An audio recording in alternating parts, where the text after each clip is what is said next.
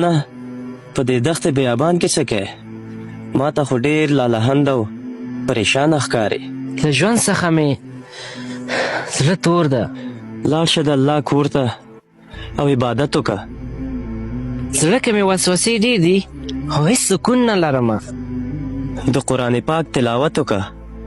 د ژوند مشکلاتونه مې ډېر دي. د شپې 2 بجې 2 رکعته لمونځ وکړه. زه څه وکړمه چې هم مې دا دنیا ښه شي او هم مې آخرت ښه شي. او که غواړې چې دنیا او آخرت دې ښه شي نو له ټولو ګناهونو څخه توبه وباسه. له بدو اعمالو څخه لاس واخله او د مور و پلار درناوی وکړه.